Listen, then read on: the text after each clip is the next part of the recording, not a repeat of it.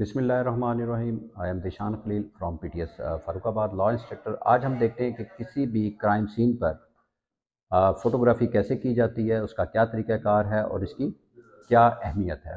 सबसे पहले हम अहमियत को देखते हैं कि इसकी क्या अहमियत है। तो फ़ोटोग्राफ़ी मोस्ट इम्पॉर्टेंट है। जब भी हम किसी क्राइम सीन पर जाते हैं तो वहाँ पर चीज़ें मौजूद होती हैं, हम उन्हें कलेक्ट कर लेते हैं, लेकिन उनकी फ़ोटोग्राफ़ी करना इसलिए ज़रूरी होता है कि जब हम उसको क्लोज़ कर देते हैं उस क्राइम सीन को, तो बहुत सी चीज़ें ऐसी होती हैं जो इंसान के जो दिमाग से हैं वो दूर हो जाती हैं, महफूज नहीं रह सकती।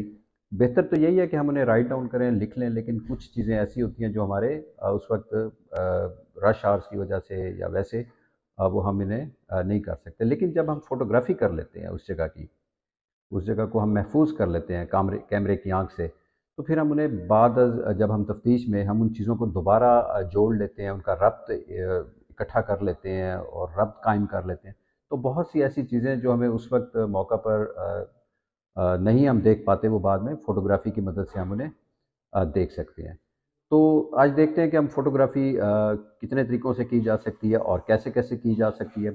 तो क्राइम सीन पर जो मुख्तलिफ़ तरीक़ाकार हैं फ़ोटोग्राफ़ी करने में, उसमें सबसे पहला तरीक़ाकार जो है वो लॉन्ग रेंज है, फिर शॉर्ट रेंज है और क्लोज़अप है।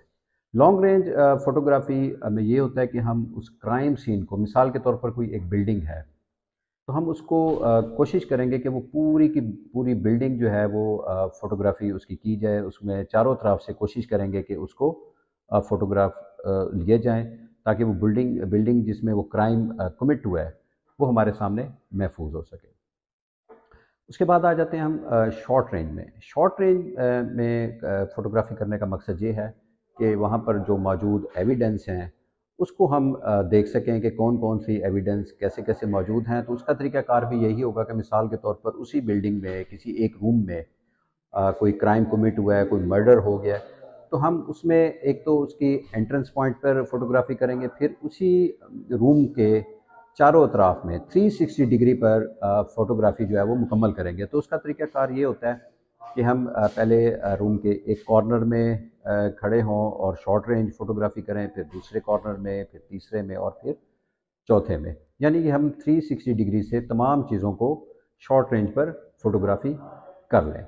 उसमें ये होगा कि हमारे पास तमाम कवरेज मुकम्मल हो जाएगी। तीसरा तरीक़ाकार जिसमें हम जो एविडेंस वहाँ पर मौजूद होती हैं, उसका हम क्लोज़अप लेते हैं।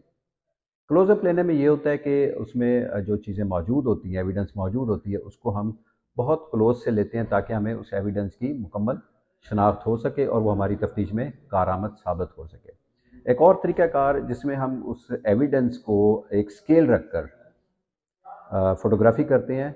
ये जो पहले हमने डिस्कस की, इसमें ये होता है कि स्केल की ज़रूरत नहीं होती, लेकिन सम टाइम हमें कोई मिसाल के तौर पर कोई डैगर मिल जाता है या कोई वेपन जिसमें कोई पिस्टल वगैरह हो सकता है।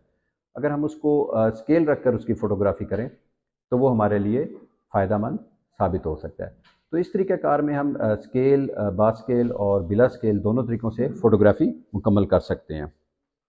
एक और तरीक़ाकार जिसमें हम जो आजकल के दौर में फ़ोटोग्राफ़ी करते हैं, वो हम फ़िज़ाई फ़ोटोग्राफ़ी भी कर सकते हैं। उसमें ये होता है कि जो हमारे पास ड्रोन्स हैं जिनमें कैमराज़ लगे हुए हैं, अगर वो उस बिल्डिंग के चारों तरफ में, सराउंडिंग में, उस बिल्डिंग के सराउंडिंग में भी हम उसकी हेल्प से फ़ोटोग्राफ़ी कर सकते हैं। ये तमाम टाइप्स की फ़ोटोग्राफ़ी हमारी तफ्तीश में कारआमद साबित हो सकती हैं।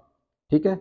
इसी तरीके से हम स्टिल फ़ोटोग्राफ़ी भी करते हैं और वीडियोज़ भी बना लेते हैं। तो ये हमारे लिए तफ्तीश में बाद-ए-अज़ां हेल्पफुल साबित होती है और ये हमारे पास बतौर रिकॉर्ड भी मौजूद रहता है। उम्मीद है कि आज का ये लेक्चर आपको पसंद आया होगा। तो इस हवाले से अगर कोई कमेंट्स हों तो ज़रूर शेयर कीजिएगा। शुक्रिया।